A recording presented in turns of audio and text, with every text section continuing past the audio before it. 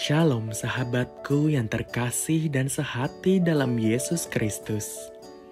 Jumpa lagi kita pada kesempatan kali ini. Mari kita siapkan diri dan hati kita untuk menjadikannya layak menyambut Tuhan, supaya kita bisa menjadi garam dan terang dalam kehidupan ini. Tentunya dengan bersama kita Resapi, Renungan Sabda Pendalaman Iman, presented by BPK PKK KAJ. Bacaan dari Injil Markus bab 9 ayat 38 sampai 40. Kata Yohanes kepada Yesus, "Guru, kami melihat seseorang yang bukan pengikut kita mengusir setan demi namamu. Lalu kami cegah dia karena dia bukan pengikut kita." Tetapi kata Yesus, "Jangan kamu cegah dia, sebab tidak seorang pun yang telah mengadakan mukjizat demi namaku dapat seketika itu juga mengumpat Allah. Siapa saja yang tidak melawan kita, ia ada di pihak kita." Demikianlah Injil Tuhan. Shalom Bapak Ibu semuanya. Kembali hari ini saya David dari komunitas Efata. Hari ini gereja memperingati Santa Rita dari Karsia, Santa Rosa seorang abbas, Santa Joachima de Vedruna, Santa Renata pengaku iman, dan Beato Yohanes Batista Makado. Hari ini bacaan Injilnya berkaitan dengan pengusiran setan. Para murid protes kepada Tuhan Yesus kaitannya dengan pengusiran setan ini. Karena dianggap pengusiran setan adalah hak dari para murid dengan mengatasnamakan Tuhan Yesus. Tetapi ada komunitas yang lain yang ternyata mampu mengusir setan dengan atas nama Tuhan Yesus. Para murid tidak suka bahwa ada komunitas yang lain yang bisa mengusir setan dengan nama Tuhan Yesus. Namun apa? Tuhan Yesus membiarkan itu.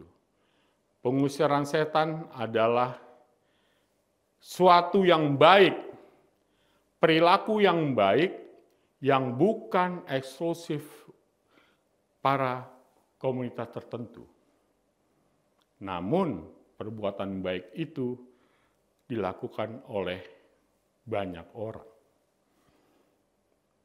Pengusiran setan tercatat berapa kali dilakukan oleh Yesus. Karena Yesus ingin menandakan bahwa tahun rahmat Tuhan sudah datang. Kita ingat di Lukas 4 ayat 19 yang berbunyi, untuk memberitakan pembebasan kepada orang-orang tawanan dan penglihatan bagi orang-orang buta, untuk membebaskan orang-orang yang tertindas, untuk memberitakan tahun rahmat Tuhan sudah datang. Artinya tahun rahmat Tuhan, kerajaan Allah harus sudah ditegakkan. Artinya kebaikan-kebaikan yang Allah tunjukkan, yang Allah menjadi teladan, juga harus sudah ada di diri masing-masing orang. Pengusiran setan yang adalah lambang kejahatan harus dilawan, harus diusir dari diri seseorang karena dia akan menghambat kebaikan di dalam diri seseorang dan juga menghalangi roh Tuhan untuk masuk dalam diri seseorang. Firman Tuhan memang kita dengar. Firman Tuhan memang benar kita baca. Apakah memang sebagai murid Tuhan hanya sebatas itu Bapak Ibu semua? Oh, tentu tidak. Firman Tuhan juga kita harus jalankan. Kita harus seperti Tuhan Yesus, berfirman dan juga dia melakukan firman-Nya. Sebagai murid Tuhan, kita bukan hanya sebagai pendengar pasif. Kita pun juga harus melaksanakan firman Tuhan dengan menjalankan kebaikan-kebaikan, menjadi berkat bagi orang lain.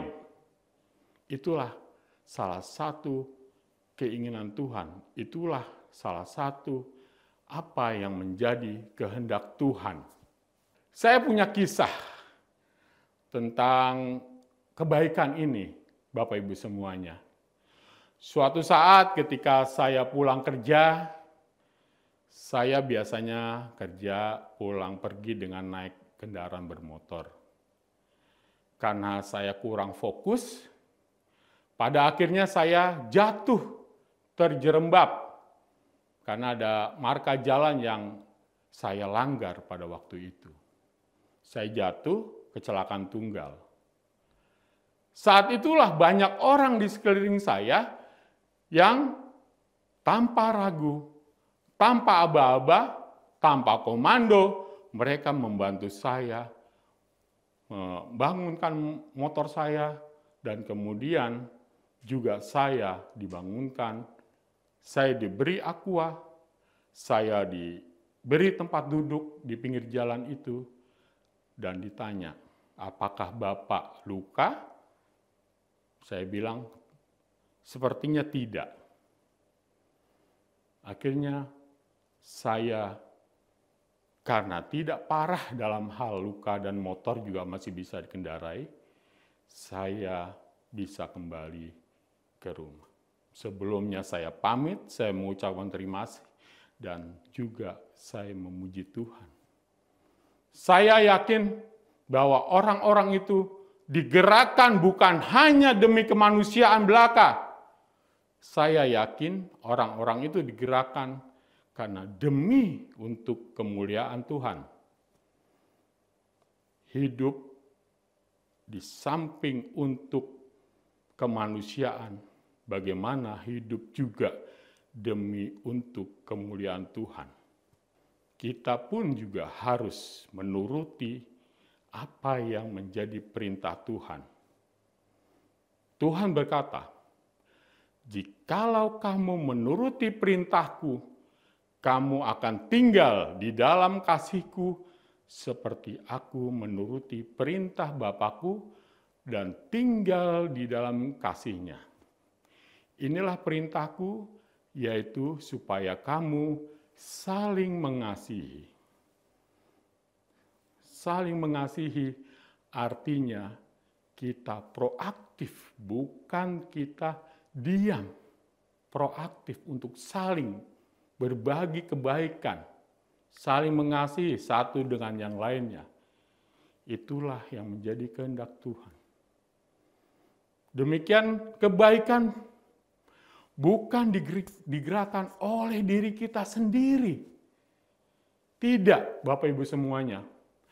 Roh Kuduslah yang menggerakkan saya, Bapak Ibu semuanya, untuk bergerak, untuk melakukan segala sesuatu yang baik.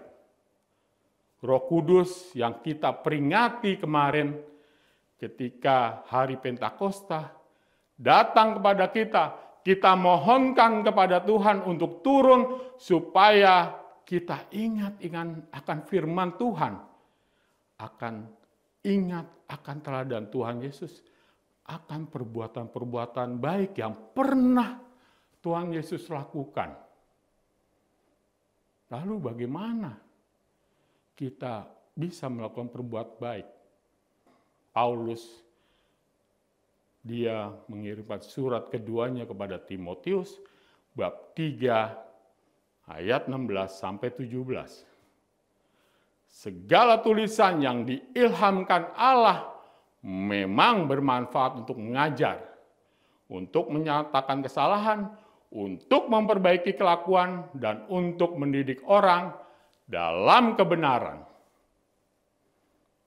Hidup kita harus dikerjakan dengan berbuat baik sesuai dengan Injil Tuhan dan teladan Tuhan Yesus.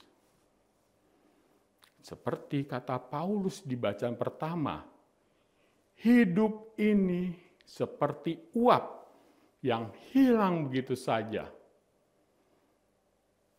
Artinya, hidup harus dijalankan dengan kita harus berbuat baik sesuai dengan apa yang dikehendaki oleh Tuhan. Harimau meninggalkan belang, gajah meninggalkan gading. Kita manusia harus meninggalkan nama baik. Nama baik diperoleh ketika hidup ini menjadi berkat bagi sesama. Hidup ini bagaimana kita harus fokus kepada Tuhan, hidup yang bukan maunya diri kita sendiri, ego kita sendiri. Hidup ini harus bisa berbuat baik bagi sesama, juga bagi alam ciptaan.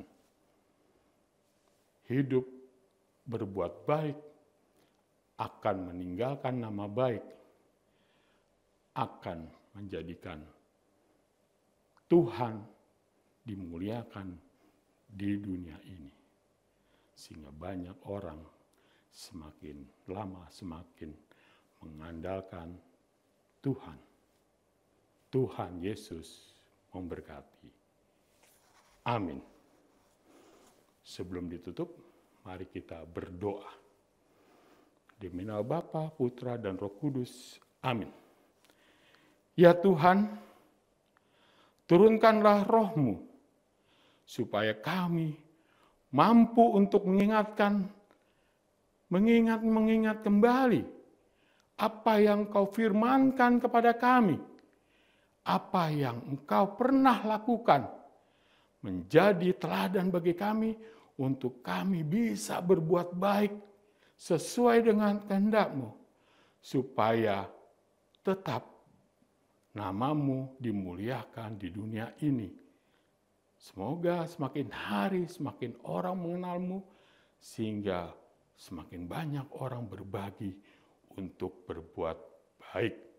Terima kasih Tuhan, Roh-Mu lah yang menjadikan kami bergerak untuk berbuat baik kepada sesama dan kepada alam ciptaan. Amin. Demi Bapa, Putra, dan Roh Kudus. Amin.